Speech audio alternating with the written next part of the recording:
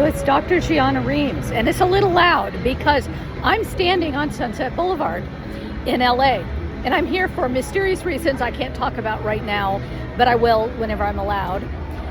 But I thought this would be a really good place to do a video about Alexander's marketing and how he liked to present himself. And I'm standing near the star for Katharine Hepburn, who I wish was alive to play Olympias, as I think she is one of the few who could play her with the proper power. But I'm actually going to take the rest of this somewhere else where it's not so noisy.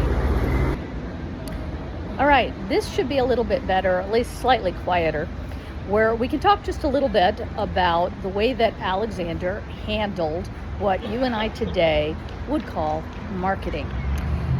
He liked to control his image. This is part of why he brought along with him a court historian in Kallisthenes. And I've talked about Kallisthenes before as one of our lost sources of Alexander. He was in charge of kind of the official story, or maybe you could think of it as letters from the front. Sent back to Greece, probably in a serial fashion. We're not really sure what form it took, certainly not at the time. Nonetheless, we have this official account that Kallisthenes is putting together. And a little bit about Kallisthenes, sometimes peeling back the layers of bad publicity later, possibly created after Kallisthenes fell out of favor, got himself arrested, and then possibly executed or at least thrown in jail.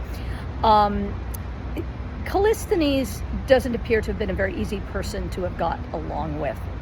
That's kind of the consistent image that we get. Who is he? He is Aristotle's nephew, and that's part of how he got his gig. But Kallisthenes may have done a little bit of speaking out of both sides of his mouth. I'm being attacked by a tree. In that he wrote these just glowing accounts of Alexander, even while pretending to be a bit of a philosophic stick in the mud, if you will, in terms of his personal life. He liked to pretend to be an ascetic. And this would not go well for him, but probably what got him in more trouble was his presentation of himself as making Alexander. He had even said, and we have this recorded in Athenaeus, that kind of without him, Alexander would have been nothing. That he is the spin doctor, if you will. We took a little break there because we had a passing music experience. In any case, Kallisthenes liked to present himself as the one who made Alexander great, if you will, through his writing. I'm reminded, I'm filming this as the whole Musk and Trump bromance is blowing up. And I'm reminded of a couple of things that Kallisthenes learned the hard way. And that's that if you are not the one in power, ultimately, you are not the king, then you're not really going to win when it comes to a presentation or a conflict between parties, no matter how important that you think you are. Philotas learned that same lesson. Okay? Don't go up against the king. So Alexander was particular about his image and how he wanted to be presented to the public. He controlled who got to make official images of him, who got to paint his portrait, who got to sculpt him, etc.